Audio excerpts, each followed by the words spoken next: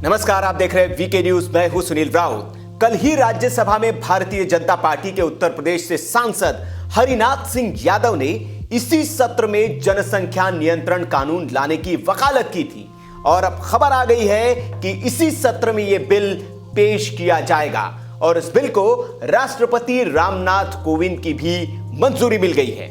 तो हो सकता है कि इस बिल को सोमवार को ही राज्यसभा में पेश किया जाए।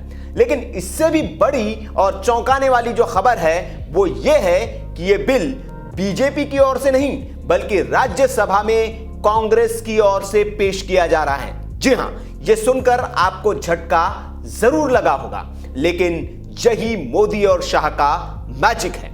राष्ट्रीय स्वयंसेवक संघ का जो एजेंडा है जनसंख्या नियंत्रण कानून वाला, उसे कांग्रेस पूरा करने जा रही है। दरअसल कांग्रेस सांसद अभिषेक मनु सिंह भी ये बिल प्राइवेट मेंबर बिल के तौर पर सदन में पेश करेंगे। बिल का नाम है पॉपुलेशन कंट्रोल बिल 2020। इस बिल को राष्ट्रपति से मंजूरी मिल चुकी है और चूंकि इसे कांग्रेस ला रही है तो इसे कांग्रेस के समर्थन से राज्यसभा में पास कराने में कोई नहीं रोक सकता। रही बात लोकसभा की, तो ये वहां भी पास हो ही जाएगा और फिर इसी सत्र में ये कानून बन जाएगा। लेकिन पहले तो यह समझ लीजिए कि कांग्रेस की ओर से लाए गए इस बिल में क्या क्या प्रावधान है। बिल के प्रस्ताव में कहा गया है कि 2 बच्चों की नीति का पालन नहीं करने वालों को चुनाव लड़ने, सरकारी सेवाओं में प्रोन्नति लेने, सरकारी योजनाओं या सब्सिडी का लाभ लेने, बीपीएल श्रेणी में सूचीबद्ध होने और समूह क यानी कि ग्रुप ए की नौकरियों के लिए आवेदन करने से रोका जाना चाहिए। साथ ही विधेयक में यह भी प्रस्ताव किया गया है कि केंद्र सरकार को राष्ट्रीय जनसंख्या स्थिरीकरण फंड की स्थापना करनी चाहिए ताकि जो लोग 2 बच्चों की नीति का पालन करना चाहते हैं उनकी मदद की जा सके। इसके अलावा सभी स्वास्थ्य केंद्रों पर गर्भ निरोधकों को उचित दर पर उपलब्ध कराया जाना चाहिए। विधेयक में एक ही बच्चे पर नसबंदी कराने वालों को सरकार की ओर से विशेष प्रोत्साहन देने की पैरवी की गई है। मसलन उनके बच्चों को उच्च शिक्षण संस्थानों और सरकारी नौकरी में वरीयता दी जाए। गरीबी रेखा से नीचे गुजर बसर करने वाले वैसे दंपत्ति जो खुद नसबंदी कराते हैं, उन्हें केंद्र की ओर से एक मुश्त रकम के माध्यम से मदद करने की भी बात कही गई है। कहा गया है कि अगर दंपत्ति की एक ही संतान हो और वो लड़का हो तो उसे 60,000 रुपए और अगर एक ही लड़की हो तो उसे 1 लाख रुपए दिए जाएं। विधेयक में यह भी कहा गया है कि इसके लागू होने के बाद केंद्र सरकार के कर्मचारियों को लिखित में यह भी देना चाहिए कि वे 2 बच्चों की नीति का पूरी तरह से पालन करेंगे।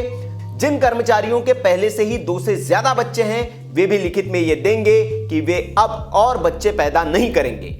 केंद्र सरकार को भी नियुक्ति के समय उन्हीं लोगों को वरीयता देनी चाहिए जिनके 2 या 2 से कम बच्चे हों। सरकारी कर्मचारियों के बच्चों में अगर कोई दिव्यांग है या कोई अन्य ऐसी परिस्थिति है कि तीसरा बच्चा आवश्यक है तो ही उसे विधेयक में प्रस्तावित किए गए नियमों के तहत छूट मिलेगी। विधेयक में प्रस्ताव किया गया है कि 2 बच्चों की नीति का पालन जो भी सरकारी कर्मचारी नहीं करे उसे नौकरी से बर्खास्त किया जा सकेगा। अगर बीजेपी की मौजूदा सरकार इन प्रावधानों पर संतुष्ट होती है तो इस बिल को कानून बनने से कोई नहीं रोक सकता।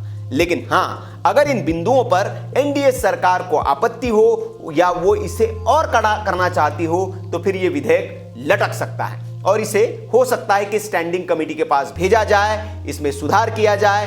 तो इंतजार कीजिए सोमवार का और देखिए कि इस बिल का क्या होता है। वैसे इस बिल के विरोध में पहले से असदुद्दीन ओवैसी की पार्टी AIMIM रही है। जब पहले भी मोहन भागवत ने 2 बच्चों को लाने की पॉलिसी की वकालत की थी, 2 बच्चों वाला कानून लाने की बात की थी, तब असदुद्दीन ओवैसी ने इसका विरोध किया था। और चौंकाने वाली बात है कि कांग्रेस के भी कुछ सांसद थे जो मुस्लिम सांसद थे, उन्होंने इसके विरोध में बात की थी और ये कहा था कि ये पेरेंट्स पर छोड़ देना चाहिए कि वो कितने बच्चे करना चाहते हैं। लेकिन अब मजेदार बात यह है कि वही कांग्रेस इस बिल को सदन में लेकर आ रही है। अब देखना होगा कि इस बिल पर बीजेपी की क्या प्रतिक्रिया होती है और क्या यह बिल संसद से पास हो पाता है। और पास अगर होता है तो फिर इस पर जो स्यूडो सेकुलर है, जो इस पर अगर बीजेपी ये बिल लेकर आती तो हंगामा जरूर मचाती, वो क्या कहते हैं। तो ये रही जनसंख्या नियंत्रण बिल की खबर। कुछ दिन पहले खबर आई थी कि उत्तर प्रदेश में योगी सरकार इस तरह की पॉलिसी लाने जा रही है,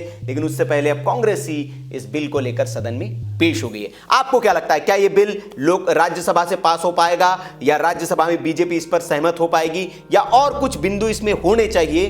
तो आप कमेंट बॉक्स में अपनी राय हमें दे सकते हैं। वीडियो अगर आपको अच्छा लगा हो तो इसे लाइक करें और शेयर जरूर करें ताकि ज्यादा से ज्यादा लोगों को यह खबर मिल जाए कि ऐसा कोई कानून आने वाला है। और अगर आपको हमारी खबरें पसंद आती हो तो चैनल को सब्सक्राइब कर लीजिए, बेल आइकन दबा दीजिए ताकि वीडियो के नोटिफिकेशन आपको मिलते रहें और देखते रहिए वीके न्यूज।